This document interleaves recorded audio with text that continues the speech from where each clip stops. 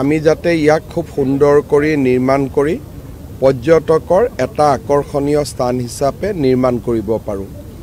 আজি আমি দেখা পাইছোঁ যে এই গোটেই অঞ্চলটো বা গোটেই লেকটো ATDC আসাম টুৰিজিম ডেভেলপমেণ্ট কৰ্পোৰেশ্যনে সুন্দৰ কৰি নিৰ্মাণ কৰি উলিয়াইছে। ইয়াত পৰ্যটকসকলে বহুখিনি সৌন্দৰ্য উপভোগ কৰিব পাৰে।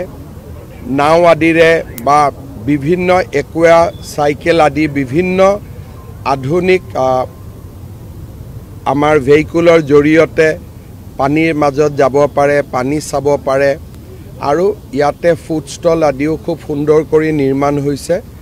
বহু লোক বহু পৰ্যটক এতিয়া আমিনগাঁৱলৈকে এই লেকটোৰ সৌন্দৰ্য উপভোগ কৰিবলৈ আহিব আৰম্ভ কৰিছে। যোৱা ৰবিবাৰে ইয়াতে 3000 পৰ্যটক আছিলে। ইমান মানুহে ইয়াক আদৰি লৈছে। আজি আমি পৰীক্ষামূলকভাৱে 2 মাহ চলোৱাৰ পিছত আজি আমি আটাই মিলি আমাৰ ৰঞ্জিত দাস ডাঙৰীয়া আছে, পৰ্যটন মন্ত্ৰী চন্দ্ৰমোহন পাটোৱাৰী ডাঙৰীয়া, ভৱেশ কলিতা ডাঙৰীয়া, দিগন্ত কলিতা ডাঙৰীয়া, আমাৰ পৰ্যটন নিগমৰ অধ্যক্ষ উপাধ্যক্ষ সকলোৱে লগ লাগি আজি আমি এই লেকটো আনুষ্ঠানিকভাৱে উদ্বোধন কৰিলোঁ। মই ভাবোঁ যে ই বহু পৰ্যটক আকৰ্ষিত কৰিব আৰু বহুত জলক্ৰীড়াৰ বহু ইয়াতে আৰু আমি সংযোজন কৰিব পৰা অৱস্থাত আছে। লাহে লাহে সংযোজনো হৈ থাকিব আৰু ই এটা সুন্দৰ টুৰিষ্ট স্পট হিচাপে গঢ় লৈ উঠিব। This was a natural wetland and we thought that we will preserve the wetland as well as we will create certain structure so that it can also attract tourists. Today we have inaugurated a new area in Amingaon surrounding Saraighat Lake.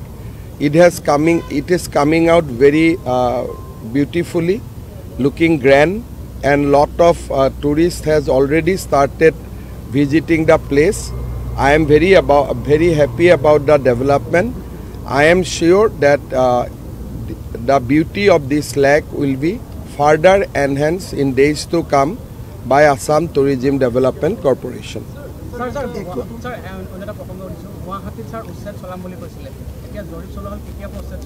কোনো ইয়াত time আৰু সময় নাথাকে, যেতিয়াই সুবিধা হয় তেতিয়াই চলাব।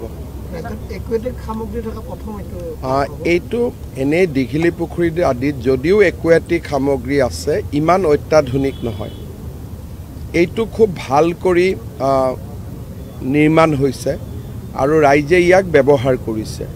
এই পৰীক্ষাটো যদি সফল হয় আমি বহু জাগাত এনেকুৱা কৰিব পাৰিম, কাৰণ অসম জলাশয়েৰে পৰিপূৰ্ণ এখন ৰাজ্য।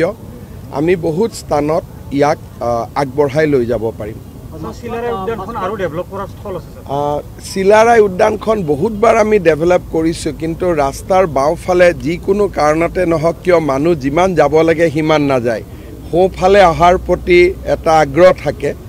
চিলাৰাই উদ্যানখন আমি বহুতবাৰ নিৰ্মাণ কৰিছোঁ, ভাল কৰিছোঁ, কিন্তু আজিলৈকে তাক যিকোনো কাৰণতে হওক মানে মানুহে নাযায়। গতিকে ইয়াৰ বিষয়ে অলপ অধ্যয়ন কৰি কিবা এটা কৰিব লাগিব।